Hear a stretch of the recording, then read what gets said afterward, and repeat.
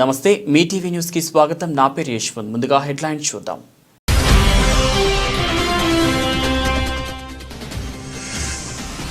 వైద్య చికిత్సకు ఫేసేజ్ సెల్ఫీతో ఆరోగ్య స్థితిని చెప్తున్న ఏఐ టూల్.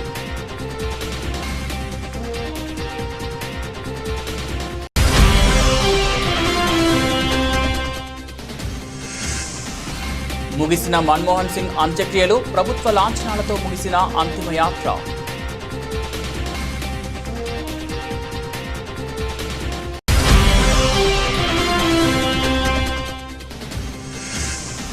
ఫార్ములా ఈ కార్ రేస్ కేసులో కేటీఆర్కు బిగ్ షాక్. విచారణకు రావాలంటూ ఈడీ నోటీసులు.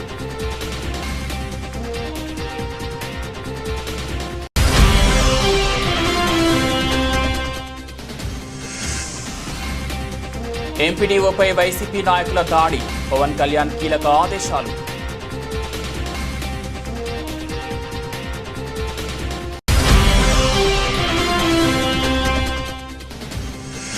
Nitish Reddy super century, test కెరియర్లో తొలి శతకం సాధించిన తెలుగు కుర్రాడు.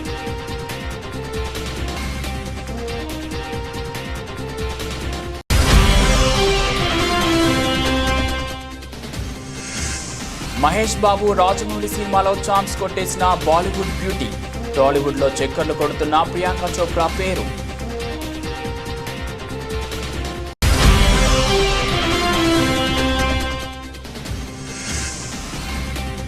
రోజు రోజుకు పడిపోతున్న రూపాయి విలువ, విడిసికొడుతున్న ప్రయత్నాలు.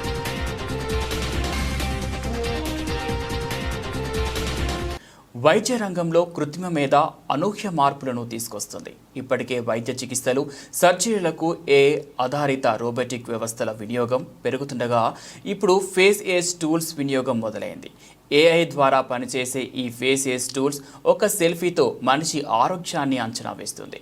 పుట్టిన తేదీ ప్రకారం వయసు ఎంత అనేది సంబంధం లేకుండా ఆరోగ్యపరంగా ఎంత వయసు అనేది తెలుస్తుంది.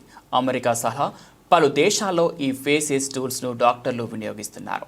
వీటి వినియోగంపై వాల్ స్ట్రీట్ జర్నల్ చేసిన పరిశీలనలో ఆసక్తికర విషయాలు వెల్లడయ్యాయి. సాధారణంగా ఏదైనా అనారోగ్య సమస్య తలెత్తి దవాఖానకు వెళ్ళినప్పుడు వైద్యులు ముందుగా వయస్సు అడుగుతారు. వయసును బట్టి చికిత్స అందిస్తారు. అయితే ఆరోగ్యకరమైన వ్యక్తుల్లో అసలైన వయసు కంటే బయాలజికల్ వయసు తక్కువగా ఉంటుందని, అనారోగ్య సమస్యలు ఉన్న వారిలో ఎక్కువ ఉంటుందని వైద్యులు చెబుతున్నారు. పేషెంట్లకు సరైన చికిత్స అందించేందుకు గాను వారి బయాలజికల్ ఏజ్ తెలుసుకునేందుకు ఫేస్ ఏజ్ టూల్స్ ఉపయోగపడుతున్నాయని అంటున్నారు. క్యాన్సర్ పేషెంట్లు ఎన్నాళ్ళు జీవిస్తారనేది అంచనా వేయడానికి కూడా వైద్యులకు ఈ టూల్స్ ఉపయోగపడుతున్నాయి.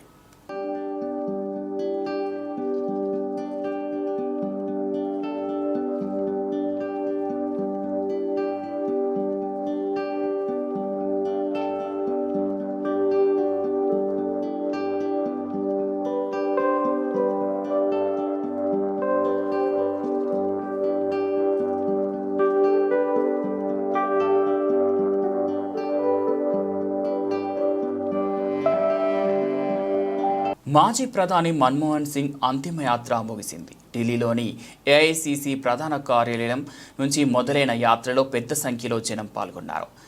నిగంబోధ్ ఘాట్ వరకు యాత్ర కొనసాగిన యాత్ర ఉదయం 11:45 అధికారిక లాంఛనాలతో అంత్యక్రియలు నిర్వహించారు.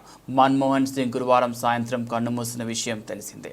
శుక్రవారం ఆయన నివాసంలో మాజీ ప్రధానికి పలువురు రాజకీయ ప్రముఖులు నివాళులర్పించారు.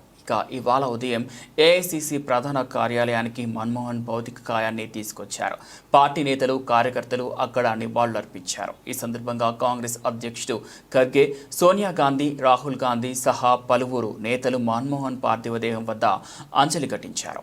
याद करते हुए उनकी बेटी ने कहा कि उनका सेंस ऑफ ह्यूमर अगर फैमिली की बात की जाए तो बहुत उत्कृष्ट था और हम तीनों बेटियों को वो निकनेम से बुलाते थे और किसी भी अगर हम फैमिली गेट टुगेदर की बात करें तो मनमोहन सिंह हमेशा सेंस ऑफ ह्यूमर के लिए अपने फैमिली में भी जाने जाते थे. आप देख सकते हैं राहुल गांधी नेता प्रतिपक्ष भावपूर्ण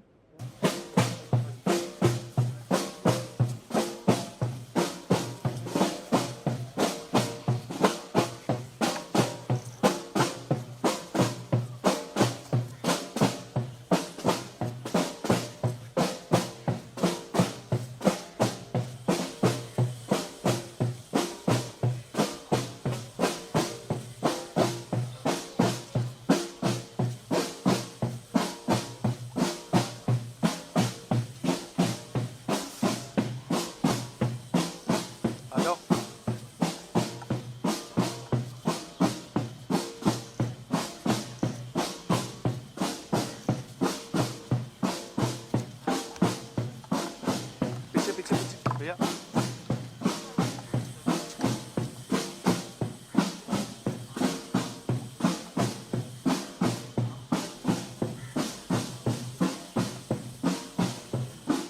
आते रहिए आते रहिए आते रहिए आते रहिए। आशीष भैया थोड़ा।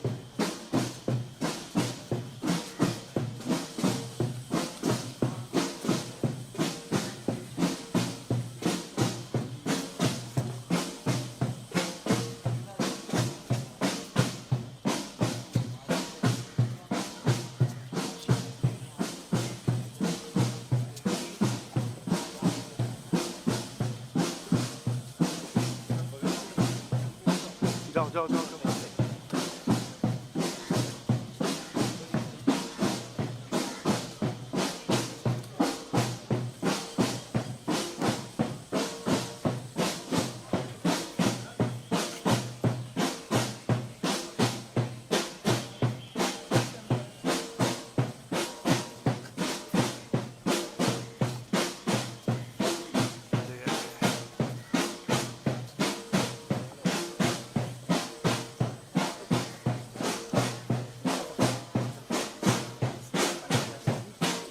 हम लोग साइड से हैं ना। రాష్ట్రంలో తీవ్ర రాజకీయ ప్రకంపనలు సృష్టించిన ఫార్ములా ఈ కార్ రేస్ వ్యవహారంలో బీఆర్ఎస్ వర్కింగ్ ప్రెసిడెంట్ కేటీఆర్కు షాక్ తగిలింది. కేటీఆర్కు ఈడీ నోటీసులు ఇచ్చింది. జనవరి 7న విచారణకు హాజరు కావాలని నోటీసుల్లో పేర్కొంది. అదేవిధంగా ఈ కేసులో నిందితుడిగా ఉన్న సీనియర్ ఏఐఎస్ అధికారి రవీందర్ కుమార్, హెచ్ఎండిఏ మాజీ చీఫ్ ఇంజనీర్ బిఎల్ఎన్ రెడ్డికి కూడా ఈడీ అధికారులు నోటీసులు ఇచ్చారు. వీరిని జనవరి 2, 3 తేదీల్లో విచారణకు హాజరు కావాలని ఈడీ నోటీసుల్లో పేర్కొంది. ఫార్ములా ఈ కార్ రేసింగ్ కేసులో ఏసీబీ ఎఫ్ఐఆర్ ఆధారంగా పీఎంఎల్ఏ కింద ఈడీ విచారణ చేస్తోంది. ఈ వ్యవహారంలో ఫేమా నిబంధనల ఉల్లంఘనలు జరిగినట్లు ఈడీ నిర్ధారణకు వచ్చింది. ఎఫ్ఈఓకు 55 కోట్ల నగదు బదిలీ, ఆర్థికపరమైన అవకతవకలు జరిగినట్లు ఈడీ అనుమానిస్తోంది. ఈ నేపథ్యంలో మాజీ మంత్రి కేటీఆర్కు ఈడీ నోటీసులు పంపించినట్లు తెలుస్తోంది. ఫార్ములా ఈ కార్ రేస్ కేసులో ఈడీ అధికారులు దూకుడు పెంచారు. ఇప్పటికే ఏసీబీ అధికారులు నమోదు చేసిన కేసు ఆధారంగా ఈడీ అధికారులు ECIR enforcement case information report కింద కేసు నమోదు చేశారు. ఈ క్రమంలో తాజాగా జనవరి 7న విచారణకు రావాలని కేటీఆర్కు ఈడీ నోటీసులు ఇచ్చింది. అదేవిధంగా జనవరి 2న విచారణకు హాజరు కావాలని, అరవింద్ కుమార్కు జనవరి 3న రావాలని బిఎల్ఎన్ రెడ్డిలకు ఈడీ అధికారులు నోటీసులు ఇచ్చారు. ఏసీబీ అధికారులు ఇప్పటికే పలు సెక్షన్ల కింద కేటీఆర్, అరవింద్ కుమార్, బిఎల్ఎన్ రెడ్డిపై కేసు నమోదు చేశారు. అయితే కేటీఆర్ తెలంగాణ హైకోర్టును ఆశ్రయించారు. తనపై ఏసీబీ నమోదు చేసిన కేసులను కొట్టివేయాలని కోరుతూ ఈ నెల 21న కేటీఆర్ హైకోర్టులో క్యాష్ పిటిషన్ దాఖలు చేశారు. ఈ పిటిషన్పై విచారణ చేపట్టిన ధర్మాసనం కేటీఆర్ను ఈ నెల 30 వరకు అరెస్ట్ చేయకూడదని ఆదేశాలు జారీ చేసింది. తదుపరి విచారణ 31వ తేదీకి వాయిదా వేసింది.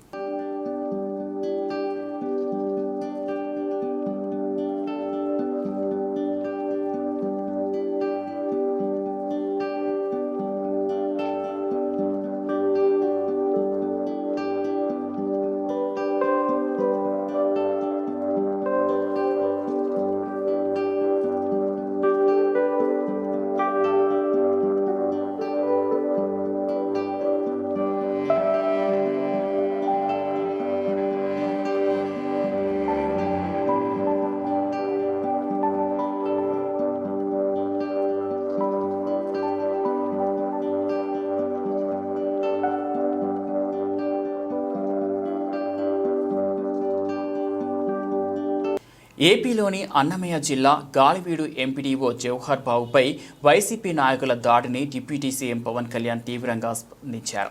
గాలివీడు ఎంపీపీ పద్మావతమ్మ కుమారుడు సుదర్శన్ రెడ్డి ఎంపీపీ గది తాళాలు ఇవ్వాలని ఎంపీడీఓను శుక్రవారం కోరారు. ఎంపీపీ లేకుండా గది తాళాలు ఇచ్చే ప్రసక్తే లేదని కరాఖండిగా చెప్పడంతో ఒక్కసారిగా ఎంపీడీఓపై అనుచరులతో కలిసి దాడి చేసి గాయపరిచారు. గాయపడిన ఎంపీడీఓను పోలీసులు రాయచోటి ఆసుపత్రికి తరలించి చికిత్స అందజేస్తున్నారు. ఘటనపై ఎంపీడీఓ పోలీసులకు ఫిర్యాదు చేయడంతో పోలీసులు అతన్ని అరెస్ట్ చేశారు. కాగా దాడి విషయాన్ని తెలుసుకున్న పంచాయతీరాజ్ గ్రామీణాభివృద్ధి శాఖ మంత్రి పవన్ కళ్యాణ్ అధికారులకు కీలక ఆదేశాలు జారీ చేశారు. మండల పరిషత్ కార్యాలయంలోకి చొరవబడి దాడికి పాల్పడిన వారిపై కఠిన చర్యలు తీసుకుంటామని అన్నారు. వీధి నిర్వహణలో ఉన్న ఎంపీడీఓపై దాడి చేయడం అప్రజాస్వామిక చర్య అని మండిపడ్డారు. ఇటువంటి దౌర్జన్యాలకు, రౌడీ చర్యలకు కూటమి ప్రభుత్వంలో తావులేదన్నారు. బాధిత ఎంపీడీఓకు మెరుగైన వైద్యం అందించాలని ఆదేశించారు.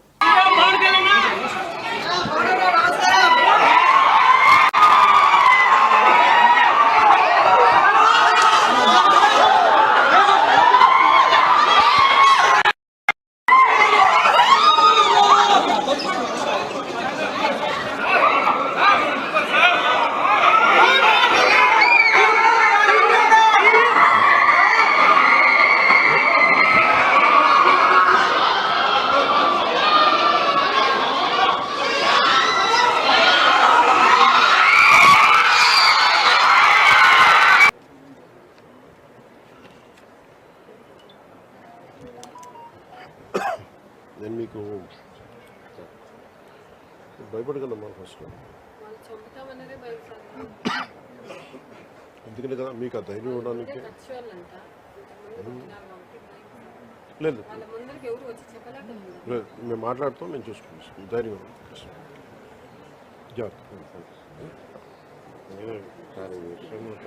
గట్టిగా చర్య సార్. నా ఒక్క నిమిషమే కదా సార్. లేదు ఇది మన చెప్పుకోలేకుండా నేను మాట్లాడుతున్నాను. నన్ను సరైన యాక్షన్ తీసుకుంటాను. ఈ సంఘటన వల్లే సార్ మీకోసం స్పెషల్గా వచ్చాము. గట్టిగా యాక్షన్ వేరే పని లేదు. అందరూ చాలా మంది వచ్చి మామూలుగా ప్రెస్ స్టేట్మెంట్కో దేనికో రావాలా? మీకు నేను మీకు అండగా ఉండటానికి వచ్చాను.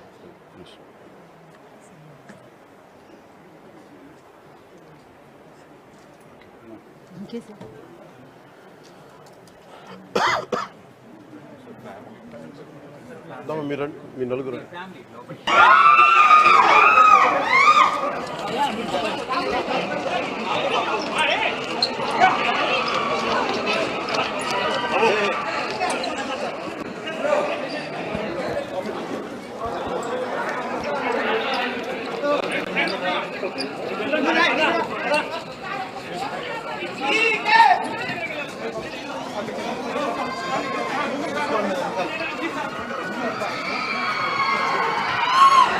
ఆదిలాబాద్ జిల్లా కేంద్రంలో స్థానిక కలెక్టరేట్ ఎదుట సమగ్ర శిక్ష ఉద్యోగులు గత 18 రోజులుగా చేపడుతున్న నిరవధిక సమ్మె దీక్షా స్థలికి చేరుకొని సంఘీభావం ఉపాధ్యాయ ఎమ్మెల్సీ అభ్యర్థి పోలు సత్యనారాయణ తెలిపారు. ఉపాధ్యాయ వృత్తిలో 28 సంవత్సరాలు అంకితభావంతో పనిచేసి ఉద్యోగ విరమణ పొంది సమగ్ర శిక్ష ఉద్యోగుల సమస్యల పరిష్కారం కొరకు అంకితభావంతో పనిచేయుటకు గాను ఉపాధ్యాయ ఎమ్మెల్సీగా పోటీ చేయుటకు ముందుకు వచ్చినట్లు, సమగ్ర శిక్ష ఉద్యోగులందరినీ రెగ్యులర్ చేయాలని, అప్పటి వరకు పే స్కేల్ కల్పించాలని, ప్రతి ఉద్యోగికి జీవిత బీమా 20 లక్షలు, ఆరోగ్య బీమా 10 లక్షలు సౌకర్యం కల్పించాలని, సమగ్ర శిక్ష ఉద్యోగులు ఉద్యోగ విరమణ చేసిన తర్వాత వారికి బెనిఫిట్స్ కింద 25 లక్షలు ఇవ్వాలని, ప్రభుత్వ మరియు విద్యాశాఖ నియామకాలలో వీటిని కల్పించాలని, పీటీఐలను వొకేషనల్ టీచర్గా పేరు మార్చి రెగ్యులర్ చేయాలని, సమగ్ర శిక్ష ఉద్యోగులందరికీ రింగేజ్ విధానాన్ని తొలగించాలని, ముఖ్యమంత్రి సమగ్ర శిక్ష ఉద్యోగులకు ఇచ్చిన హామీని వెంటనే నిలబెట్టుకోవాలని, జిల్లా కేంద్రంలో గత 18 రోజులుగా సమగ్ర శిక్ష ఉద్యోగులు చేపట్టిన నిరవధిక సమ్మెకు సంఘీభావం తెలిపి ఈ సందర్భంగా ప్రభుత్వాన్ని డిమాండ్ చేశారు. ఎందుకంటే నేను నా ఇష్ట ప్రకారంగా టీచర్ ఎమ్మెల్సీకి పోటీ చేయాలని రాలేదు. కొందరు ప్రోత్సహిస్తే మిత్రులు, శ్రేయోభిలాసులు, నేను 29 సంవత్సరాలుగా మాలేసుకుంటున్నా. 20 సంవత్సరాల నుండి శబరిమల అన్నదానం చేస్తున్నానండి. అక్కడ డోనార్ నేను, ఒక రూమ్ ఉంటుంది. మన తెలంగాణ నుండి అన్నదానం చేస్తున్నట్టేనే అక్కడికి తెలంగాణ వాళ్ళు, ఆంధ్రప్రదేశ్, తమిళనాడు, కర్ణాటక మహిళగా గెలిపిస్తారా లేదా? ఎందుకంటే అవును, కార్పొరేట్ వాళ్ళు వస్తున్నారు, ప్రైవేట్ స్కూల్ వాళ్ళు వస్తున్నారు, ఢిల్లీ పబ్లిక్ స్కూల్ వాళ్ళు వస్తున్నారు. వాళ్ళు వచ్చినట్టయితే మన సమస్యలు తీరుతాయా? వాళ్ళు ఎందుకు మన టైం ఇస్తారా? ఇప్పుడు మనకి ఎమ్మెల్సీ ఉన్నాడా? టీచర్ ఎమ్మెల్సీ ఉన్నాడా? ఇప్పుడు ఇంకా టైం అయిపోలే. మార్చి 29 టైం అయిపోతుంది. ఆ లోపల గవర్నమెంట్ ఎలక్షన్ పెడుతుంది. ఆ టీచర్ ఎమ్మెల్సీ వచ్చి మనకు మద్దతు ప్రకటించి మనం ఓట్లు వేయలేదు. ఆయన వేసినమా వేయలేదా? కేజీబీ వాళ్ళు ఎంతమంది ఉన్నారండి ఇలా? ఆదాయ లోపల జీవో ఇస్తా అని ఇచ్చాడా? ఇప్పుడు ఆయన ఇచ్చింది కాబట్టి, ఆయన చెప్పింది కాబట్టి అడుగుతున్నారు. మన కేసీఆర్ ఉన్నప్పుడు మనం ఉద్యోగం ఈ విధంగా చేసినామా? బీఆర్ఎస్ గవర్నమెంట్ ఉన్నప్పుడు చేసినామా? ఎందుకంటే ఆయన ఇయ్యడానికి విడిచిపెట్టినాం. ఈయన ఎందుకంటే ఈయన చెప్పాడు, తర్వాత వరంగల్ సభలో హామీ ఇచ్చాడు. మా గవర్నమెంట్ అయితే 100% చేస్తా అన్నాడు కాబట్టి అడుగుతున్నాం. ఖచ్చితంగా ఇదే విధంగా ఉండాలి. మీకు 100%. ఇంకొకటి సందర్భంగా చెప్తున్నా, నేను నా పత్రం అనేది మీదే. నేను ప్రప్రథమంగా గెలిచిన తర్వాత 100% ఇదే విధంగా ఉండాలని కోరుతున్నా. ఇప్పుడు వాళ్ళు అటు పంపించినట్టయితే ఏమైతుంది? ఇప్పుడు ఆల్రెడీ కేజీబీలో పరిస్థితి 18 రోజులుగా ప్రాబ్లం అయిందా లేదు? అయితే పిల్లలకు. తర్వాత ఇప్పుడు వాళ్ళని అటు డిప్యూటేషన్ పంపిస్తే ఏమైతే ఈ స్కూల్లో కూడా ప్రాబ్లం అవుతుంది. అంటే విద్యా వ్యవస్థ అనేది తుంగలో తొక్కే ఆలోచన కొద్దీ తయారవుతుంది. కాబట్టి మీరు 100% ఇదే ఉద్యమం ఇదే విధంగా ఎలాంటి ఆలోచన లేకుండా పకడ్బందీగా అన్ని సంఘాలు మద్దతు 100% ఇచ్చినాయే లేదు ఇప్పటివరకు. అన్ని సంఘాలు వచ్చినాయి. టీచర్ ఉపాధ్యాయ 50%. సమాజంలో శాంతిని నెలకొల్పడంలో మరియు ప్రజల తన మాన ప్రాణాలకు రక్షణ కల్పించడంలో పోలీస్ శాఖ కీలక పాత్ర పోషిస్తుందని, సమాజంలో జరుగుతున్న అనేక నేరాలను నివారించడంలో పోలీస్ శాఖ అప్రమత్తంగా ఉంటూ పౌరుల భద్రత మరియు శ్రేయస్సు కోసం అహర్నిశలు కృషి చేస్తుందని, ప్రజలకు మరింత చేరువ అవ్వాలనే ఉద్దేశంతో ప్రభుత్వం ప్రస్తుతం సమాజంలో జరుగుతున్న వివిధ రకాల సైబర్ నేరాలు, ఫోక్సో చట్టాలు, రోడ్డు ప్రమాదాల నివారణ వంటి అంశాల గురించి జిల్లా ప్రజలతో కమ్యూనిటీ పోలీసింగ్, సోషల్ మీడియా ద్వారా అవగాహన కార్యక్రమాలు నిర్వహిస్తూ జిల్లా ప్రజలను చైతన్యపరచడం జరిగింది. ఈ సంవత్సరం జిల్లా వ్యాప్తంగా 739 సీసీటీవీలను ఏర్పాటు చేయించడం జరిగింది. గత సంవత్సరం మార్చి నెలలో ప్రారంభించిన CEIR పోర్టల్ ద్వారా ఈ సంవత్సరం జనవరి నుంచి ఇప్పటి వరకు వచ్చిన 5,111 దరఖాస్తులలో 2,512 సెల్ ఫోన్లను ట్రేస్ చేసి అందులో నుంచి 971 సెల్ ఫోన్లను రికవరీ చేయడం, బాధితులకు అందించడం జరిగింది. ఈ సంవత్సరం జనవరి నుంచి ఇప్పటి వరకు వచ్చిన 17,201 పాస్పోర్ట్ అప్లికేషన్లలో 17,179 అప్లికేషన్లు క్లియర్ చేయడం జరిగిందని వివరించారు. చాలా వరకు క్రైమ్ డిటెక్షన్ మరియు లా అండ్ ఆర్డర్ మెయింటెనెన్స్ అంతా కూడా బాగా చేయడం జరిగింది. సో దానిలో భాగంగా కొన్ని కొత్త ఇనిషియేటివ్స్ తీసుకున్నాము. కొన్ని సెన్సేషనల్ క్రైమ్స్ని కూడా డిటెక్ట్ చేయడం జరిగింది. అలాగే ముఖ్యంగా గాంజాకి సంబంధించి ట్రాఫిక్ సంబంధించిన కొన్ని ఇష్యూస్ సాల్వ్ చేయడము and maximum cases property offences detect చేయడము, వీటన్నిటిని కూడా చేయడం జరిగింది. సో ముఖ్యంగా జిల్లాలో షీ టీమ్స్ని అన్నింటినీ కూడా మళ్ళీ యాక్టివేట్ చేసి వాటిల్లో ఎవరైతే ఈ ఆకతాయిలు ఉంటారో వాళ్ళందరికీ కౌన్సిలింగ్, కొన్ని కేసులలో కేసులు పెట్టడం కూడా జరిగింది. సో ముందు కొంచెం స్టాఫ్ కొరత ఉన్నా కూడా ఈ సంవత్సరం చివరిలో మనకి దాదాపు 430 మంది కొత్త కానిస్టేబుల్స్ చేరడంతో ఇంకా సంగారెడ్డి జిల్లా పోలీస్ వ్యవస్థ అనేది చాలా బలవంతంగా చాలా బలపడింది. సో దీనిలో కొన్ని ఇనిషియేటివ్స్ కనుక తీసుకుంటే ఇంపార్టెంట్ పోలీస్ స్టేషన్స్లో ఒక 7 చైల్డ్ ఫ్రెండ్లీ కార్నర్ని ఈ సంవత్సరం ఏర్పాటు చేసుకోవడం జరిగింది. అక్కడ బ్రెస్ట్ ఫీడింగ్ ఉమెన్ కానీ, చిల్డ్రన్ కానీ, children in conflict with law, juveniles ఇట్లాంటి వాళ్ళు ఎవరు వచ్చినా కూడా వాళ్ళకి ఒక ఆహ్లాదకరమైన వాతావరణం అందించడానికి చైల్డ్ ఫ్రెండ్లీ కార్నర్ని ఏర్పాటు చేసుకోవడం జరిగింది. అలాగే మన సంగారెడ్డి పారిశ్రామిక ప్రాంతం కాబట్టి డిఫరెంట్ షిఫ్ట్స్లలో అందరూ పనిచేస్తూ ఉంటారు కాబట్టి మై ఆటో ఈజ్ సేఫ్ అనే ఒక వెహికల్ సేఫ్టీ ప్రోగ్రామ్ని ఏర్పాటు చేసుకోవడం జరిగింది, QR కోడ్ బేస్డ్.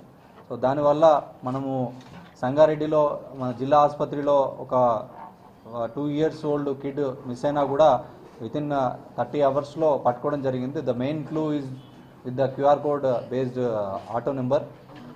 దాంతోపాటు ఈసారి ఈ ఇయర్ దాదాపుగా లాస్ట్ ఇయర్ 8 కేసులు ఉంటే ఈసారి 24 గాంజా కేసులు పెట్టడం జరిగింది. మరియు పెద్ద మొత్తంలో గాంజాను సీజ్ చేయడం జరిగింది.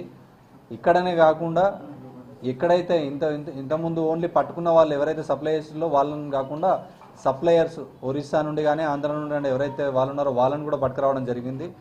దాంతోపాటు ఎవరి దగ్గరికి వెళ్తూ మంత్లీ దర్బార్లు పెట్టేసి భద్రాద్రి కొత్తగూడెం జిల్లా అశ్వాపురం మండలంలోని కాంగ్రెస్ పార్టీ కార్యాలయం ఓర్గంటి వీరయ్య భవనం నందు మన్మోహన్ సింగ్ చిత్రపటానికి పూలమాలలు వేసి ఘనంగా నివాళులర్పించారు. సీనియర్ కాంగ్రెస్ పార్టీ నాయకులు గాదే కేశవరెడ్డి మాట్లాడుతూ మన్మోహన్ సింగ్ కాంగ్రెస్ పార్టీ తరపున ప్రాతినిధ్యం వహిస్తూ భారతదేశానికి 2 పర్యాయాలుగా ప్రధానిగా సేవలందించి ఆర్థిక మంత్రిగా, ఆర్థిక మంత్రిత్వ శాఖ ప్రధాన సలహాదారుడుగా, కార్యదర్శిగా, ప్రణాళికా సంఘం చైర్మన్గా, ఆర్బీఐ గవర్నర్గా, యూనివర్సిటీ గ్రాంట్స్ కమిటీ చైర్మన్ వంటి అత్యున్నత స్థాయి బాధ్యతలు నిర్వహించారు. దేశానికి గొప్ప ఆర్థిక సంస్కరణలను సేవలందించి దివికెగిన మహనీయుడని, పవిత్రాత్మకు శాంతి చేకూరాలని అశ్వాపురం మండలం కాంగ్రెస్ పార్టీ కార్యాలయంలో ఆయన మృతి పట్ల మౌనం పాటించి ఘన నివాళులర్పించారు. ఈ కార్యక్రమంలో కాంగ్రెస్ పార్టీ సీనియర్ నాయకులు గాదె కేశవరెడ్డి, ఓరగంటి రమేష్ బాబు, తుమ్ము రాఘవులు, Avula Ravi, Matta Veerabhadrareddy, youth Congress vice president Gollapalli Naresh Kumar, Vemula Vijay, Kilari Seshagiri, Mekala Anjibabu, కొరస Krishna, గడల చలపతిరావు, రావులపల్లి నరసింహారావు, మురికిపూడి వెంకటేశ్వర్లు తదితరులు పాల్గొన్నారు. ఈరోజు డాక్టర్ మన్మోహన్ సింగ్ గారు మరణించడం భారతదేశానికి చాలా లోటు. మరి ఆయన గారు ఈ భారతదేశంలో ఆర్థికంగా మరీ కష్టాల్లో ఉన్నప్పుడు భారతదేశం ఆర్థిక మంత్రిగా పివి నరసింహరావు గారితో పాటు అనేక సంస్కరణలు తీసుకొచ్చి భారతదేశాన్ని ఆర్థికంగా గట్టెక్కించినటువంటి ఘనత ఎవరు అవునన్నా కాదన్నా శత్రువు కూడా అవతల పార్టీ కూడా ఒప్పుకోవాల్సిందే. మరి ఆయన గారికి దక్కుతుంది.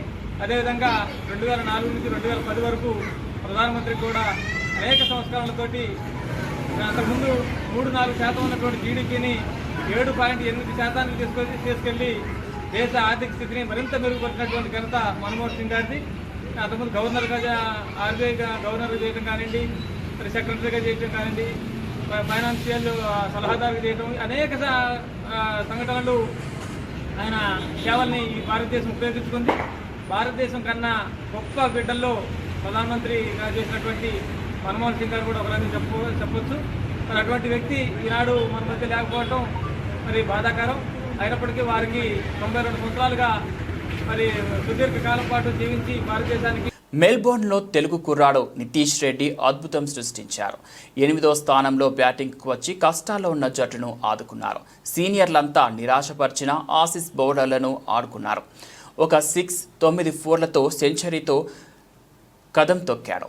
ఆల్రౌండర్ జడేజా, సుందర్ సహకారంతో జట్టు స్కోర్ను 350 దాటించాడు.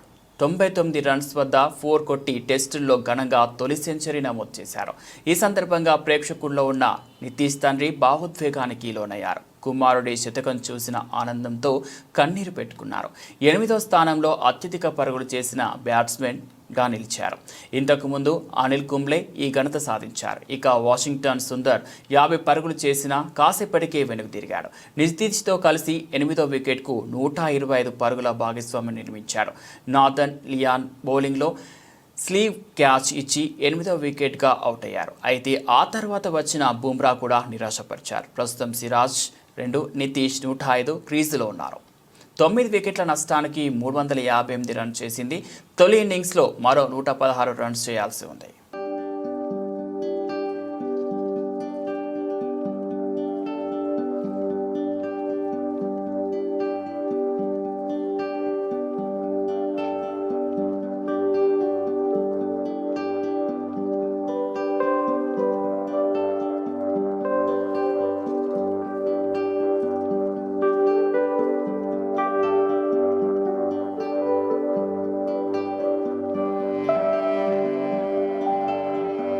టాలీవుడ్ దర్శక దిగ్గజం SS Rajamouli, super star Mahesh Babu కోంబోలో SSMB 29 మూవీ తెరకెక్కనున్న సంగతి తెలిసింది. ఈ మూవీకి సంబంధించిన ప్రీ ప్రొడక్షన్ పనులు కూడా శరవేగంగా సాగుతున్నాయి. ఇక షూటింగ్ ప్రారంభం కావడమే ఆలస్యం. మూవీ లవర్స్ కూడా ఈ సినిమా కోసం ఎంతో ఆతృతగా ఎదురుచూస్తున్నారు. హాలీవుడ్ సినిమాను తలపించేలా ఈ సినిమా ఉండబోతుందని రాజమౌళి ఇప్పటికే హింట్ ఇచ్చారు. అయితే మహేష్ బాబు సరసన బాలీవుడ్ బ్యూటీ ఛాన్స్ కొట్టేసినట్లు ఫిలిం ఇండస్ట్రీలో వినిపిస్తోంది. ప్రియాంక చోప్రా ఈ మూవీలో నటిస్తున్నట్లు టాక్ వినిపిస్తోంది. ఈ ఏడాది ఏప్రిల్ తర్వాత SSMB 29 మూవీ షూటింగ్ ప్రారంభం కానున్నట్లు తెలుస్తోంది. ఇందుకు సంబంధించిన ఏర్పాట్లన్నీ కూడా పూర్తయినట్లు సమాచారం. హైదరాబాద్ రామోజీ ఫిలిం సిటీతో పాటు నగర శివార్లలో కొన్ని భారీ సెట్లను కూడా రూపొందించారు. తొలి షెడ్యూల్ వాటిలోనే జరుగుతుందట, తర్వాతి షెడ్యూల్ విదేశాలలో జరుగుతుందట. ఈ సినిమా అధికారిక ప్రకటనకు సంబంధించిన గ్లింప్స్ ఇప్పటికే సిద్ధమైందని, త్వరలో ఇతర నటీనటుల్ని కూడా పరిచయం చేసే అవకాశం ఉందని చిత్ర బృందం చెబుతుంది. ఆనవాయితీగా ప్రకారం త్వరలోనే ఓ ప్రెస్ మీట్ను కూడా రాజమౌళి పెట్టనున్నాడట. 1000 కోట్ల బడ్జెట్తో 2 భాగాలుగా ఈ సినిమాను నిర్మాత కేఎల్ నారాయణ నిర్మిస్తున్నారు.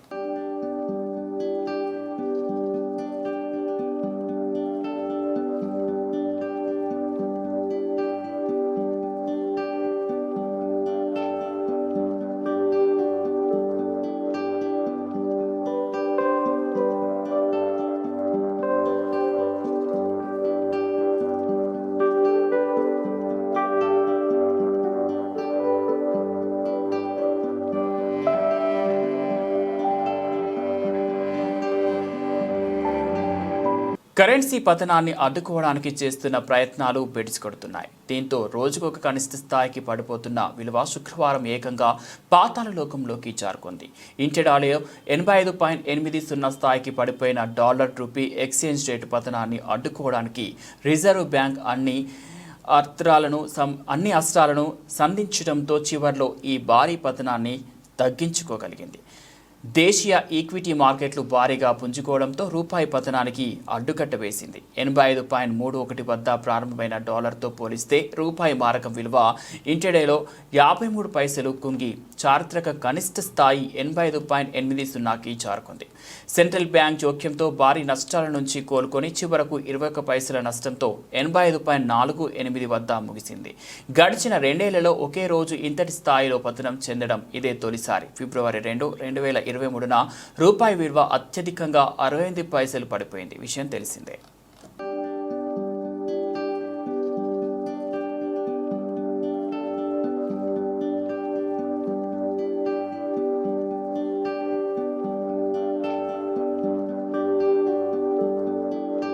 బులెటిన్ ముగించే ముందు హెడ్లైన్స్ మరోసారి.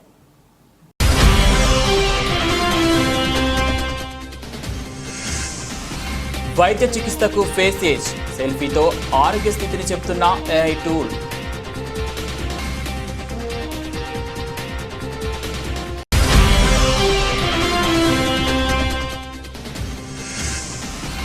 ముగిసిన మన్మోహన్ సింగ్ అంత్యక్రియలు, ప్రభుత్వ లాంఛనాలతో ముగిసిన అంతిమయాత్ర.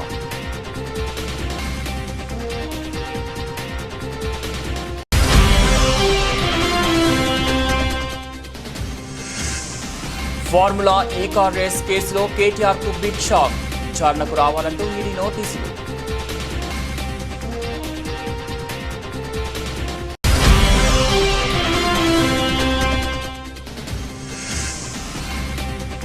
ఎంపీడీఓపై వైసీపీ నాయకుల దాడి, పవన్ కళ్యాణ్ కీలక ఆదేశాలు.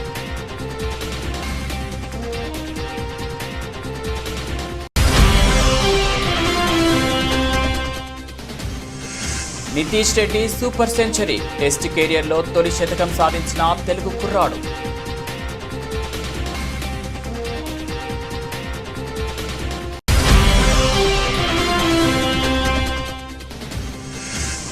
మహేష్ బాబు రాజమౌళి సినిమాలో ఛాన్స్ కొట్టేసిన బాలీవుడ్ బ్యూటీ, టాలీవుడ్లో చక్కర్లు కొడుతున్న ప్రియాంక చోప్రా పేరు.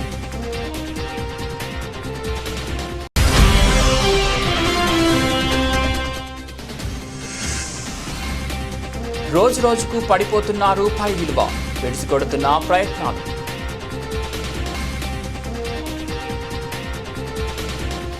ఇవి బులెటిన్ అప్డేట్స్. మరో బులెటిన్లో మళ్ళీ కలుద్దాం.